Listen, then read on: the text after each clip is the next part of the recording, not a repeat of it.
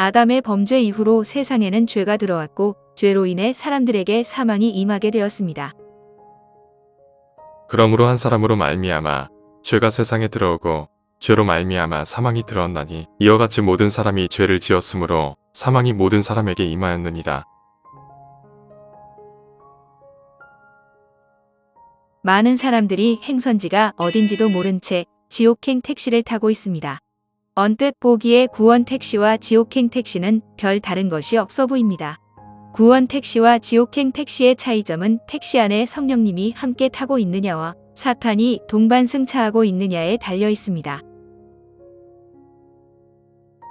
택시 안에는 속력을 내고 힘을 가하는 악셀이 있고 속력을 늦추거나 멈추게 하는 브레이크, 그리고 좌로나 우로나 방향을 조정하는 핸들, 차를 주차시킬 때 사용하는 사이드 브레이크 등 그 밖에 부수적인 장치들이 존재합니다.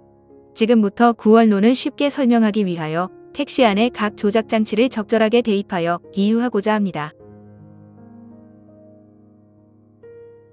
구원 택시는 오직 예수님의 보혈로만 100% 채워져 있습니다. 다른 어떤 것으로도 대체할 수 없습니다. 하지만 지옥행 택시는 운전자가 보기에 좋은 그럴듯한 것들로 채워져 있습니다. 마찬가지로 인간의 행위나 노력으로는 구원을 얻을 수 없는 것과도 같습니다. 사람이 율법의 행위로 의롭게 되지 아니하고 오직 예수 그리스도의 믿음으로 되는 줄 알므로 우리도 예수 그리스도를 믿었나니 이것은 우리가 율법의 행위가 아니라 그리스도의 믿음으로 의롭게 되고자 함이라. 율법의 행위로는 어떤 육체도 의롭게 될 수 없느니라. 구원 택시에 올라탄 운전자는 성령님의 인도하에 그분을 믿고 그분의 사인에 따라 기쁘고 자유롭게 핸들을 잡고 운행을 해야만 합니다. 칭의를 얻은 운전자는 정죄라는 사이드 브레이크를 반드시 내려놓아야만 시동을 켜고 출발을 할 수 있습니다. 이제부터 핸들을 잡은 운전자는 성령님의 음성을 들으면서 모든 운전 조작을 작동시켜야만 합니다.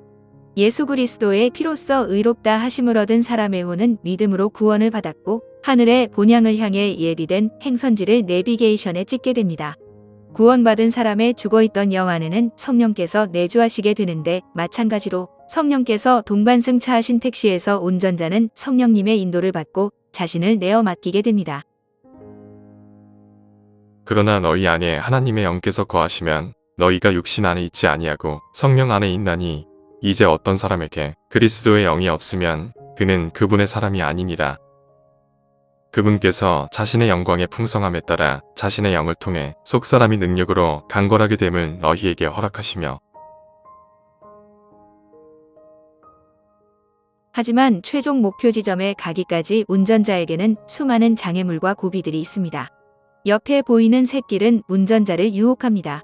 죄의 유혹을 받고 샛길로 빠져서 속력을 높일 때 운전자는 반드시 양심이라는 브레이크를 밟고 샛길로부터 다시 돌이켜 방향을 바꾸어야 합니다.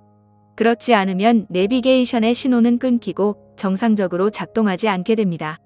또한 놀란 나머지 정죄라는 사이드 브레이크를 올려버리면 차는 급회전을 하면서 연기가 나고 위험에 처하게 됩니다. 이처럼 죄라는 길로 잘못 빠졌을 때 방향을 다시 돌이켜 바꾸는 것은 성경이 말하는 그리스도인의 자백과도 같습니다. 그리스도인의 자백은 더 이상 심판자 대 죄인간의 사법적인 용서가 아니라 아들이 아버지와의 교제를 회복하기 위한 용서입니다.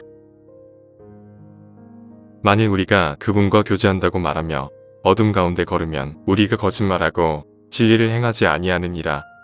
그러나 그분께서 빛 가운데 계신 것 같이 만일 우리가 빛 가운데 걸으면 우리가 서로 교제하고 또 그분의 아들 예수 그리스도의 피가 모든 죄에서 우리를 깨끗하게 하느니라. 만일 우리가 우리의 죄들을 자백하면 그분께서는 신실하시고 의로우사 우리의 죄들을 용서하시며 모든 불의에서 우리를 깨끗하게 하시느니라. 이 땅에 거하는 동안 구원받은 사람이라고 할지라도 죄들에 속한 육신은 개조시킬 수는 없습니다. 육신 안에는 여전히 죄성이 있기 때문입니다. 다만 하나님께서는 새 사람을 통해 능히 승리할 수 있도록 하셨습니다. 승패는 성령님이 주인이든 육신이 주인이든 주인이 누구이냐에 달려 있습니다. 그리스도인은 옛 본성과 새 본성이 공존하는 이중적인 존재이며 행선지로 이동하는 동안 둘 사이에 끊임없는 영적 전쟁은 지속됩니다. 그러므로 우리 안에서 강해져야 하는 것은 옛사람이 아니라 새사람입니다. 또 그리스도께서 너희 안에 계시면 몸은 죄로 인해 죽었으나 성령은 의로 인해 생명이 되시느니라. 너희가 육신을 따라 살면 죽을 것이로되 성령을 통해 몸의 행실을 죽이면 살리라.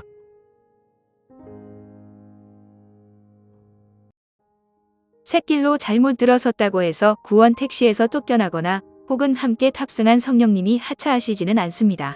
이것은 구원받은 성도의 육신 안에는 여전히 죄성이 있는 상태이지만 영원한 아들 신분은 취소되지 않는 것과도 같습니다. 하나님께서는 예수님의 보혈을 믿고 구원받은 자들을 양자로 삼으셨고 아들이 잘못을 저지를 때 징계를 주시기도 하지만 그를 호적상에서 영원히 지워버리지 않습니다. 내가 아버지께 구할 터인즉 그분께서 다른 위로자를 너희에게 주사 그분께서 영원토록 너희와 함께 거하게 하시리니 주께서 나를 모든 악한 일에서 건져내시고 또 자신의 하늘 왕국에 이르기까지 보존하시리니 그분께 영광이 영무궁토록 있기를 원하노라.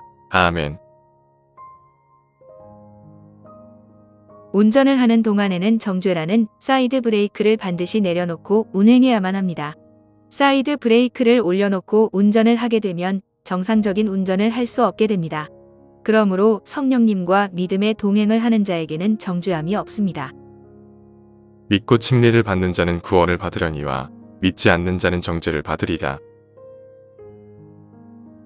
그러므로 이제 그리스도 예수님 안에 있는 자들에게는 정죄함이 없나니 그들은 육신을 따라 걷지 아니하고 성령을 따라 걷느니라. 구원받은 그리스도인이라고 할지라도 죄의 몸을 입고 살기 때문에 실수하고 넘어질 때가 많습니다. 그럴 때마다 사탄은 믿는 자들을 죄들에 대하여 고소를 합니다. 또 믿는 자들에게도 삶 속에서 시련이나 고난이 찾아오고 짙은 어두움이 깔리기도 합니다. 이때마다 성도는 반드시 말씀이라는 전조등을 켜서 앞을 밝히며 성령님의 인도를 받아야 할 것입니다.